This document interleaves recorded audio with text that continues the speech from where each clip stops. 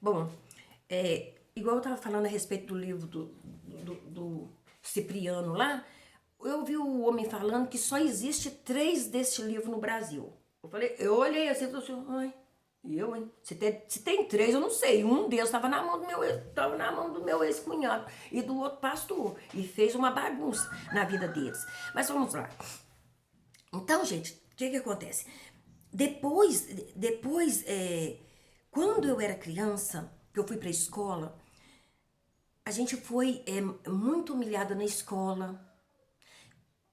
A minha mãe não tinha tempo de corrigir dever, a minha avó costurava, naquela época não existia sacola plástica, a gente falava capanguinhas, e a minha avó cortava aquelas capangas de pão e colava uma em cima, colava não, costurava uma em cima da outra, isso era nosso caderno. Muitas vezes íamos para a escola descalço, né? Muitas vezes a gente ia para a escola e a escola era muito importante porque a escola dava refeição. A comida da escola era muito boa, né? Era muito boa, era muito reforçada. O governo tinha uma preocupação muito grande na época de manter as escolas. Eu lembro que a gente ia para a escola, a gente comia com fartura, não tinha esse negócio, é só isso, não. Você podia repetir o tanto que você quisesse. Então, a escola fornecia alimento. Não sei como está hoje, não, tem muitos anos que eu fiz escola. Da escola eu me formei, mesmo nesse clima de briga, era minha mãe brigando, era meu pai molando faca, falando que ia matar nós tudo. Eu tinha pavor que chegasse a noite, né? Ali já veio todo um quadro, sabe? Eu louvo a Deus porque eu não me tornei uma serial killer, porque a minha família tinha tudo para que nós escambássemos para a vida do crime. Tudo. Porque esses bem dotados daí de hoje, qualquer coisinha, por causa que não recebeu um carinho da mãe. Eu tava conversando com uma das minhas... A minha irmã caçula, eu tava conversando com ela, eu falei assim, ó, escuta, antes de gravar, de pedir a Deus para gravar o testemunho da minha vida, eu falei com ela, escuta, deixa eu te falar. Você lembra o dia que a mãe te beijou e falou com você que te ama? Ela falou para mim assim, ó, mas ela nunca falou isso comigo, não. A gente nunca recebeu um beijo, um abraço, um carinho. Eu lembro que eu tinha medo de ficar doente, porque se ficasse doente para minha mãe, ela batia na gente. Batia. Ela batia com força, sabe? E as minhas crianças também apanhou muito, porque eles pegou a parte, além de eu estar com muita depressão, eles pegou a parte que eu pensei assim, eu vou educar eles igual a minha mãe educou. Só que eu não peguei. A minha mãe mandava fazer relho, sei não, aquele trem que o carroceiro tinha, era um pedaço de cabo de vassoura com tanto de couro na ponta para chicotear o... É chicote, não é relho não. É chicote para chicotear o cavalo. Na minha casa tinha chicote para bater em nós, né? Então, eu pensava, às vezes eu via o meu vizinho chicoteando o cavalo dele empinando para trás. Eu sentia a dor do cavalo, porque eu sentia na minha pele. E aquele vizinho era que fornecia o chicote para minha mãe. E para todas as mães lá daquela rua, porque não foi só nós lá de casa que apanhou. Todas as crianças eram criadas assim, debaixo de couro, muito couro. Nós não tínhamos o direito de opinar sobre nada. Um olhar da nossa mãe nós sabia interpretar. Chegava a gente lá na nossa casa, não ficava beirando a minha mãe. Só com o olhar dela a gente saía de fininho. A gente podia estar com a fome que tivesse. Ela falava com a gente assim, ó, vai chegar fulano tal e tal. Eu vou servir o café para eles. Não me apareça na sala. Quando eles forem embora, o que sobrar eu dou para vocês. Porque o de melhor que tinha era para as visitas, né? Para as visitas, que era raro, mas tinha visita, né? E assim foi. E meu pai, toda a vida, na cachaça, no carnaval, e quando eu falo assim, gente, o meu pai largou minha mãe, é tão importante dizer isso? Não, o meu pai era violento, mas a minha mãe provocava. O meu pai partia pra cima pra bater, partia, mas a minha mãe provocava, entendeu? E quando meu pai saiu de casa, Ó, a minha mãe sofreu muito, porque das gravidez de todas nós, a minha mãe ia pro hospital sozinha, tendo contração, mas ela ia sozinha, eu entendo hoje, né? Ela ia sozinha, meu pai não acompanhava. Quando eu chegava 3 dias depois, o menino já tava lá, aliás, a menina já tava lá, às vezes o umbigo tinha até caído, e minha mãe ia e voltava do hospital, ia a pé e voltava com o menino no braço. E eu achava que era o avião, tava despejando lá, que ela falava com nós assim, acho que era quando ela tava esperando a menina, né? Grita aí, o avião traz neném pra nós. Deixa eu pensar um momento. Aí, bom, e era aquele despejar de menino, de ano em ano, sangue do cordeiro, né? Era uma cachorrada, hoje eu entendo, que cachorrada que é essa? Santo Deus. Aí, e a minha mãe trabalhando fora, e quando ela ganhava os meninos, ela tinha licença maternidade, ela ficava 6 meses em casa, 6 meses, ela pegava licença e ficava 6 meses. Com 6 meses, ela ia trabalhar, aquele neném quem tinha que cuidar é eu, aquelas meninas quem tinha que olhar era eu. Com 6, com 7, com 8, com 9, com 10, né? Eu tinha que olhar menino, não tinha roupa direito, não tinha calçado direito, era, é, era alvo de deboche na escola. Ela pegava a gente, levava a gente na porta de sala de aula de professor e falava com o professor que ele podia, que tinha o direito de bater na gente. Ela falava assim, tinha direito. Ela não sentia nada, gente. Ela não sentia remorso, ela não sentia nada, porque ela também foi criada assim. Não que a minha avó fosse na escola, porque a minha avó era uma tantã, tadinha, ela não ia na escola fazer nada pra mandar. Mas a minha mãe tinha um temperamento abençoado por Deus, bonito de natureza. Então, o que aconteceu? E eu olhava assim, eu via tantas coisas que ela fazia, eu tô assim, eu olhava, será que isso é certo? Depois eu pensava, é certo, deve ser certo, né? Ela é mãe, é certo. Pequenininha, eu já tinha mentalidade de gente grande. Ela falava comigo assim, tem hora que você pensa igual gente grande, Helena, entendeu? Ela tinha um rancor, porque toda a família do meu pai dizia que eu não era filha dele, e ela, quando ela brigava com ele, ela tá assim, ó, você é culpada. Você é culpada da minha desgraça, você é culpada do meu casamento tá assim. E falava que esse palavrão, gente. Ela me chamava de tudo quanto é nome. De tudo enquanto é nome. Entendeu? Eu ficava num canto chorando, chorando, chorando, até que o meu coração foi transformando numa grande mágoa, né? E daí veio, eu já contei aí, né? Eu fui trabalhar, para ajudar a sustentar meus irmãos, eu fui ficando mocinha, eu fui ficando... Olha, teve uma época que meu pai ficou muitos meses sem ir para casa, muitos meses sem ir para casa. E a gente ficava assim, a deriva, não tinha esse negócio da pensão, trazer dinheiro, não, ficava a deriva, ficava assim, né? A minha mãe falava com a gente, ai, de você se falar para qualquer pessoa, por isso que ela trancava a gente, que a gente tá passando dificuldade de alguma coisa, vocês vão apanhar até, a gente tinha medo, a gente não falava nada, morrendo de fome, e como os quintal era tudo aberto, e na casa da minha mãe era basculante, chamava basculante ou vasculante, não sei, e era um vidro branco lisinho, dava pra gente ver tudo lá na rua, e a gente via vizinho que era tudo aberto, a menina mastigando aquele pão, eu ficava no cantinho da janela olhando doida para que eles falassem assim, quer um pedaço? Quer um pão para dividir com todo mundo que tá aí? Era muita gente, né? A minha avó tinha picado a mula, que a minha avó, quando ela via que a coisa estava feia, ela ia para casa dos meus tios que tinham uma condição maior de vida, melhor de vida.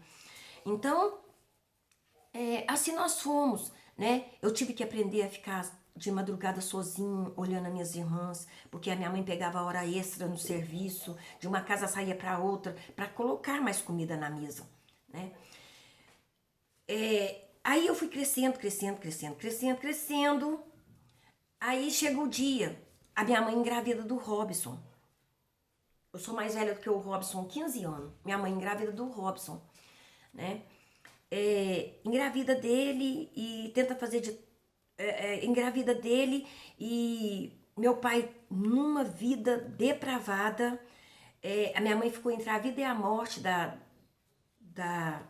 gravidez do Binho, e eu tive que arcar em cuidar das meninas. Minha avó, nessa época minha avó ficou, porque a minha mãe ficou e tantos dias internada no hospital, só que Deus foi tão bom, a criança podia ficar com ela.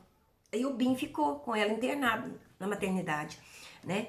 E a minha mãe internada numa sala lá, e eu lembro que as enfermeiras, umas irmãs de caridade, que tinha uma cruzinha, assim no boné, aqueles vestidos branquinhos.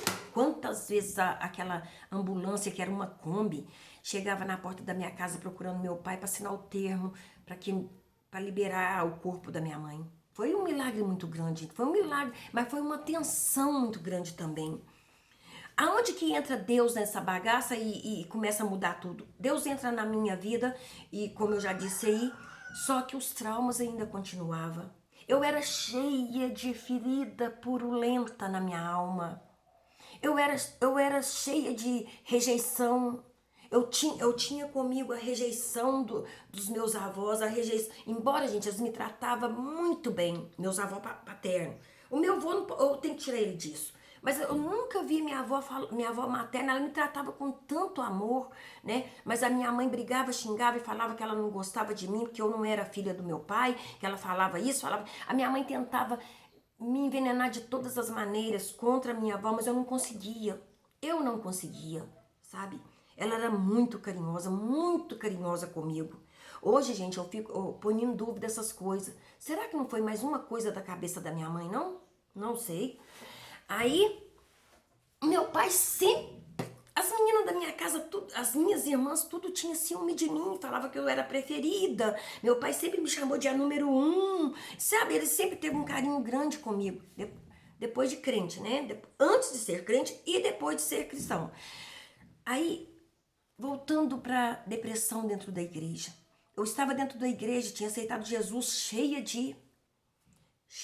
toda arrebentada. Imagina uma pessoa toda arrebentada, da cabeça aos pés. Mas os crentes estavam falando comigo que agora eu sou nova criatura. Que eu não podia mais reivindicar nada. Que o passado estava morto, estava perdoado. Os passados, estava perdoado. Que eu não podia lembrar daquilo não. Que eu não podia nem tocar naquele assunto, lembra? A minha mãe criou a gente assim, ó. Se vocês deixarem um homem tocar em vocês, vocês vão ficar grávidos. Se você beijar, você fica grávida. O sexo é do diabo. E o sexo é do capeta. Isso é do diabo. O diabo entra na pessoa e o diabo vai destruir vocês. Então, eu já tinha toda uma trama dentro da minha mente. Agora eu estava dentro de uma igreja, né? Agora, eu estava dentro de uma igreja e eles falando para mim que o meu passado foi lançado no mar do esquecimento. No mar do esquecimento não tem pescador. No mar do esquecimento, porque Jesus levou. Sim, gente, ele leva. Mas você, pastor, vocês aí, ó, fica aí fingindo que entendimento dos outros, que, ó, se a pessoa quiser falar, deixa ela falar. Se a pessoa quiser chorar, deixa ela chorar. Se a pessoa quiser colocar as feridas para dentro, deixa ela para fora, deixa ela colocar. Não, agora tudo era assim, ó, que nova criatura é, sabe? E às vezes eu vejo que como um crente pode se tornar tão cruel, né? E agora eu estava casada, né? Teve os meus namoros, nossa Deus, namorado meu, eu tive 3 namorados que sofreu pra caramba na minha mão. Porque um dia eu falei, homem nenhum vai fazer o que meu pai faz com a minha mãe. Homem nenhum. Então, sábado e domingo para nós era terrível, gente. Sabe por quê? O sábado e o domingo, para nós, era o dia que ia agarrar de braço e minhas irmãs menores abriam aquela gritaiada e os vizinhos desciam tudo para apartar os dois. Até que eu fui criando mocinha e falei assim, não, aqui não, agora para com isso. Aqui agora não vai ter isso mais, não. Meu pai foi embora de vez, né? E aí tem meu testemunho quando meu pai converteu, voltou para casa e se tornou verdadeiramente uma nova criatura. Mas eu quero dizer para você que tá aí, você que é cristão, você que é crente, você que não é, que carrega dores na alma e que seu pastor fica falando com você, tudo se fez novo, sim, tudo se fez novo. Põe essa ferida para fora. Você que tá aí, é cristã, tem um tanto de coisa dentro do seu coração, você não tem ninguém para falar. Porque se você falar, você vai escandalizar o outro. Olha para você ver, eu tive a vida inteira, aquela cobrança em cima de mim. Você é culpada do seu pai não estar dentro de casa, né? Ela falava que eu era culpada. Agora, eu estava dando células na minha casa. Eu tinha um número enorme de células. E eu, dentro dessa célula, tinha uma tal de célula Casados para Sempre. O Eliane não fala mal desse trem, não, que esse trem é muito bom. A letra é ótima. A letra daquilo é excelente. Seguir no caminho daquelas letras, minha filha, beleza. Mas a maioria daqueles professores era tudo doente. Deixa eu te falar. Me puseram para dar o tal Casados para Sempre, né? Que aí eu falo a respeito do que, quando eu fiz esse curso, que eu não sabia muitas coisas, eu era muito fechada para as coisas de sexo, essas coisas assim, né? Então, eles me puseram para dar essa aula, para falar, eu sou muito boa para explicar texto da Bíblia, eu estudava e passava para eles como e era o casal, era eu e o Daniel, né? Então, o Daniel naquela época não era a cabeça da casa, a cabeça era eu, tá errado, entendeu? Se você é a cabeça do seu marido aí, por isso que eu não vejo essas mulheres pastoras, eu nunca vi isso não. Elas agem, a maioria age como se o homem fosse um capacho dela, entendeu? E no meu caso, sabe porque você era assim? Te contar os casos que eu conheço. Aí, o que acontece? Nós estávamos dando o tal Casados para Sempre aqui, célula, um dos dos Casados para Sempre, o marido da mulher começou a andar com uma das meninas que vinha na minha célula, que houve todo um problema, ele começou a andar com ela. Quando foi descoberto, e ficou meses andando com essa menina, ficou um bom tempo andando com essa menina, né? Hoje ela é convertida, hoje Jesus transformou a vida dela, né? Hoje ela é cristã, porque Deus pode mudar a circunstância da vida, né? Mas naquela época, ela também estava passando por uma situação muito difícil e esse rapaz da célula casado começou a andar com ela. Quando nós fomos resolver o caso, tudo, eu tive, olha aqui, em nome do Senhor Jesus, para de ficar escondendo atrás de mentira, porque isso é muito triste. Quantas pessoas que já foram machucadas, quantas mais serão machucadas? Aí me chamaram para uma reunião e falaram comigo assim, ó, a culpa de ter havido esse adultério na célula, a culpa foi sua. Gente do céu, eu briguei demais, né? Você tá achando que eu ia ficar assim, tá? Eu briguei demais. Eu briguei demais da conta, mas julgaram pra cima de mim a conta daquele casamento destruído, a conta daquele adultério. Senhor, se falar que é mentira, se falar que eu tô inventando mentira, que a lembrança do Senhor volta na mente dessas pessoas para que elas lembrem o mal que me fizeram, né? Nem é para pedir perdão nada não, que já tá tudo perdoado, já tudo liberado, tá tudo perdoado, mas que acabaram comigo, porque isso aí entrou mais adentro da minha depressão que eu tinha e não sabia, porque até então a depressão era do diabo, chorar era do diabo, murmurar era do diabo, tudo. Acho que até levantar a colher para pôr na boca, eles falavam que era do diabo, era tudo do diabo. Né? Eu sei que o mundo jaz no baligo, mas para a palhaçada. O diabo só tem poder na minha vida se eu deixar ele entrar. Então,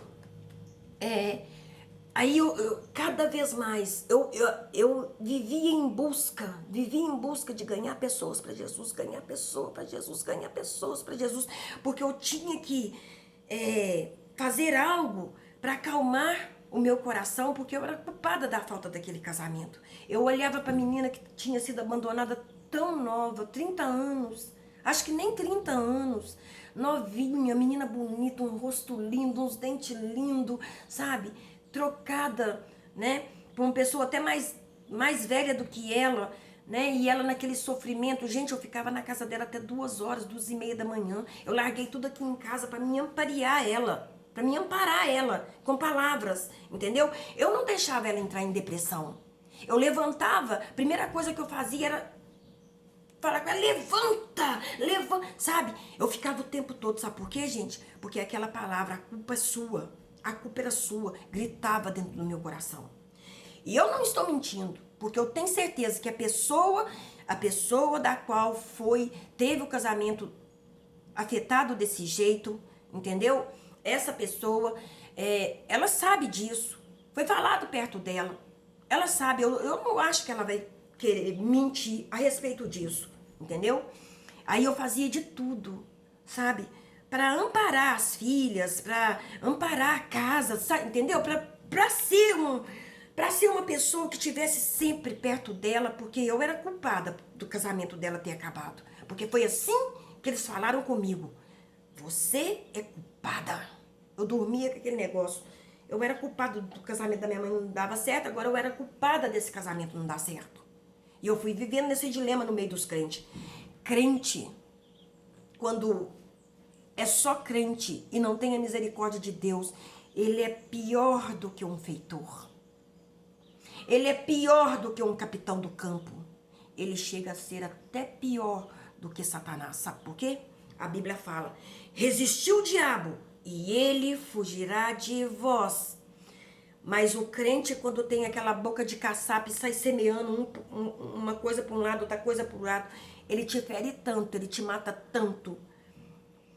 E eu gostaria, se você é crente, se você fez alguma coisa para alguém, se você fez alguma coisa, se você feriu alguém com as suas palavras, com o seu julgamento, procura essa pessoa. Sabe? E se Deus está te dando a oportunidade de ver esse vídeo, procura essa pessoa. Olha, eu tô aqui para ajudar você. Vamos nos encontrar no céu. Talvez eu nunca vá ver você. Talvez eu nunca vou ter o prazer de abraçar você.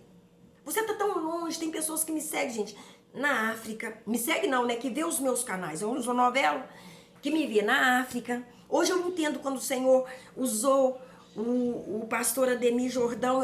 Era nova convertida, eu tava na igrejinha lá onde eu fui conhecer mais de Jesus, que eu aceitei Jesus no ar livre da Assembleia de Deus. Lá na igrejinha, lá de pó de minério, de chão grosso de pó de minério, ajoelhada lá, eu entrei assim, sabe? Eu entrei assim na igreja e ajoelhei e falei assim, Deus, por que que as pessoas aqui é tão felizes e eu não sou? Eu trazia tudo isso dentro da minha alma. Por que, Senhor?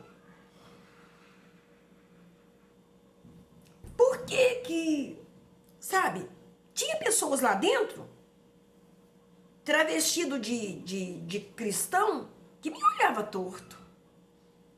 Que até pensava que a nossa turma era tudo turma de menina vagabunda, porque, né, nós saímos do mundo. A santa estava lá dentro, as santas todas estavam lá dentro, sabe? Então é assim, a gente tinha que provar, a gente tinha que provar. Então eu passei um tempo muito ruim na igreja, gente. Eu vou te falar com você, quando entregar sua vida para Jesus, entrega para Jesus, porque senão você vai ter um tempo de qualidade horrível dentro da igreja. Porque a igreja, se ela quiser, essa igreja, se ela quiser, ela te mata por dentro. Eu não tô falando isso pra você deixar de ir pra igreja não, viu? Porque você precisa ir pra igreja. Não existe negócio de ser igreja sozinho não, para a palhaçada.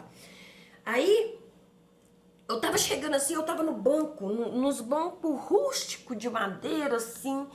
Eu nunca tinha visto aquele homem, aquele moço, né? Nunca tinha visto ele, o pastor, que na época nem pastor não era obreiro, tinha trago eles para cantar na igreja, o outro para pregar. Até hoje ele prega a ressurreição do Lázaro. Aí, eu lembro que eu ajoelhei assim, chorei, de repente ele veio perto de mim, eu nunca tinha visto aquele homem nunca tinha me visto. Ele falou comigo assim, uma das palavras que eu guardo sempre, como eu fui com Moisés, eu serei contigo. Gente, hoje quando eu penso nisso, Deus chamou Moisés com 40 anos. Eu vou fazer 40 anos de crente. Esse tempo tudo eu fiquei dando voltas. Foram quase 40 anos dando volta em círculo ao redor de mim mesma, né? Então tem pessoas que me vê na Angola, em Portugal, na Alemanha, na Itália, nos Estados Unidos, por todo esse mundo. Pessoas me escrevem que me viu, que estava em tal lugar, no Brasil, de várias partes do Brasil, né? Então, eu quero que você preste atenção nos próximos, para você ver que a igreja, se você não souber a palavra de Deus, você pode morrer dentro da igreja. Porque a igreja tem sim uma autonomia de matar você. Se você não... Sabe, eu louvo a Deus que eu era turrona, que mesmo cheia com esse problema todo, sabe? Eu era turrona e permanecia, né? Apesar desses ataques todos. Então, e quando eu deitava na cama, vinha aquele negócio, você é culpada do meu casamento ser destruído. E agora eu tinha, você é culpada do casamento deles ter acabado. Como? É por isso que eu não acredito. Mulher, pastora, pelo amor de Deus. Entendeu? Olha, uma única vez, Jesus desceu porrete lá no templo, que eu estava vendendo lá no templo. Uma vez só. Mas eu ando procurando as coisas de Jesus. Ele é lindo, maravilhoso. Ele é lindo. Ele é manso e suave. O fardo dele é leve. O fardo dele é leve, sabe? E ele sabe o que é a dor de uma tristeza, de uma depressão profunda, sabe? Porque lá, quando ele estava no Monte das Oliveiras, que os discípulos não deram conta de vigiar com ele, porque a tensão era muito grande,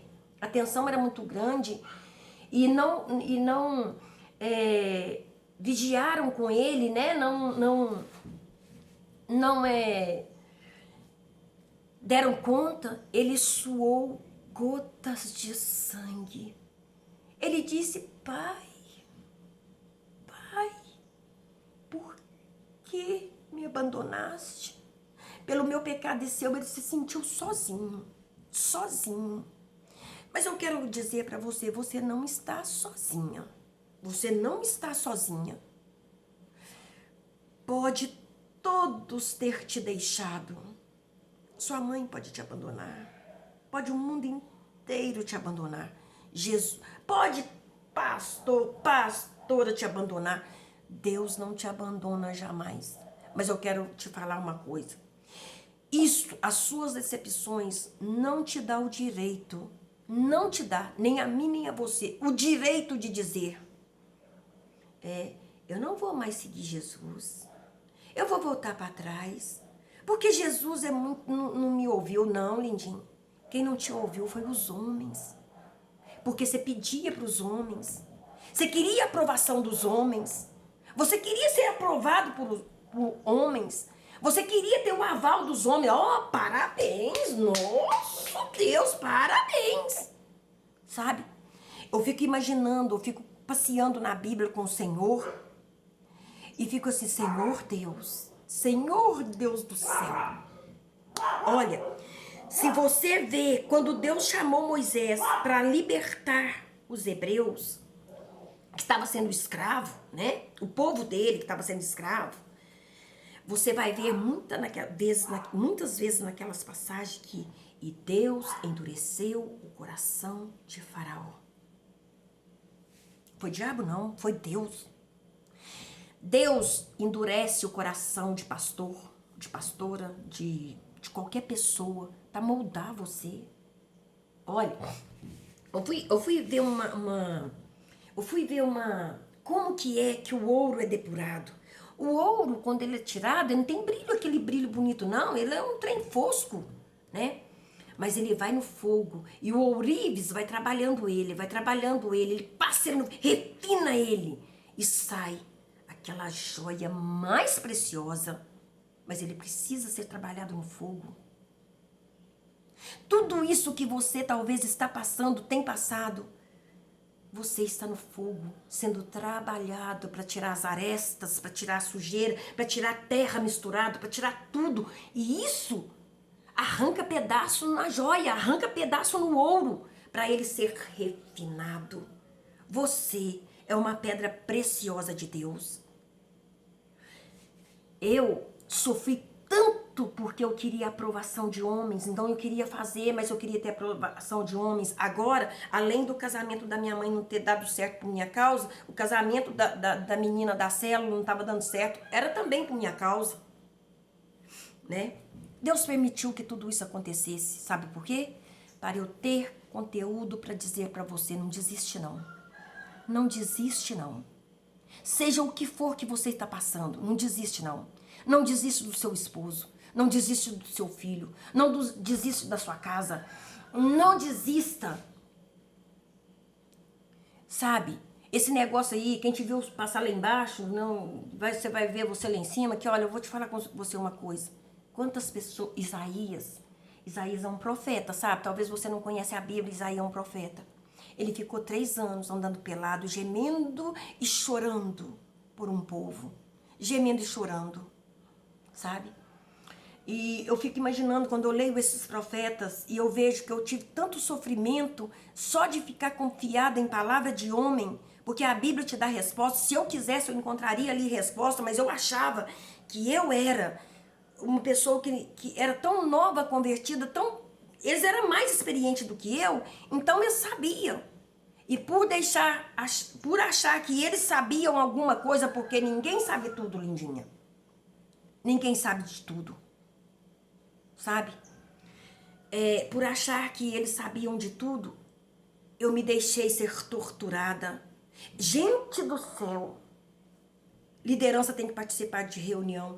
Eu odeio reunião. Eu odeio reunião. Porque as reuniões que eu frequentava, Deus que me livre e me guarde. Entendeu? Helena, então a culpa foi do pastor da sua igreja, Não.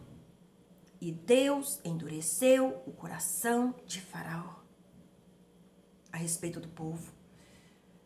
Deus estava querendo me moldar. E eu criticava tanto Moisés de ter dado tantas voltas no deserto e nunca ter chegado, demorado tanto, deu tantas voltas, nem ele mesmo pôde entrar, né? Ele viu de longe, né? Se você ler Bíblia, você vai saber por que ele não entrou. E eu fico imaginando, Deus do céu, Deus maravilhoso, sabe? Eu fico pensando, Deus, hoje eu pego a palavra de Deus, é como se eu estivesse pegando a palavra de Deus, gente, e devorando aquela comida agora, porque eu estava só na introdução, eu estava só comendo pelas beiradas, eu estava só vendo Deus através dos olhos dos outros. Hoje não. Hoje eu não entendo porque que Jó falou assim, ó, eu te conhecia de ouvir falar, hoje eu te conheço de contigo andar, entendeu? Eu não culpo ninguém, não. Hoje eu já não culpo ninguém, não. Eu quero falar pra você de toda a depressão que eu passei, o fundo do poço que eu tava, de chegar e falar com Deus, me leva. Hoje em dia eu falo, ai, Senhor, me leva. A hora que dá meio-dia, Deus que me livra. O sol desceu aqui em cima da minha casa, tem um sol pra cada casa. Eu tô assim, meu Deus, nem chegou o verão. A primavera nem chegou, né? E tá esse sol. Aí eu fico pensando assim, meu Deus do céu, me leva, eu ando pela casa assim, Senhor, me leva. Mas eu sei que Deus vai me levar na hora certa. Antes, nós vamos ter uma grande comunhão com Deus. Você é o altar do avivamento do Senhor. Profetiza sobre a sua casa. Eis que nessa hora, não, profetiza, Deus, torna a minha terra seca em um oásis abundante. E Ele vai tornar a sua terra em um oásis, sabe? Ele vai fazer nascer rios no seu deserto, porque Ele é Deus. Ele é Deus. Ele é Deus. Né? Uma pessoa sob pressão, ela pode até produzir alguma coisa. Ela pode até produzir. Porque quando você pega a laranja, você espreme ela no espremedor, ela sai caldo. Caldo bom para um suco. Mas só fica o bagaço. Ela tem que dar tudo ali, todo o seu caldo. E muitas vezes eu estava sendo esmagada, eu estava sendo espremida. Porque Deus estava querendo me ensinar. para ensinar você que ó quão bom e quão suave é que os irmãos vivem em união. E no próximo eu vou falar a respeito de como eu deixei o meu casamento escambar no adultério, ok? Eu vou falar para você o que essas redes aí pode fazer com uma mulher decente. Adulterei não, viu? Nem cansa não, vem colocar a palavra na minha boca não. O que que uma pessoa sem estrutura diante de um troço desse, com a mente carente, que talvez o marido, né? Você vai saber de tudo. Porque eu tô aqui pra fazer média com ninguém, não. Não sou mandada por ninguém, não. Só por Deus, né? E é claro, sobre a bênção, sobre a autoridade de uma igreja, né, gente? Afinal de contas, eu não sou desigrejada e é importante estar na igreja.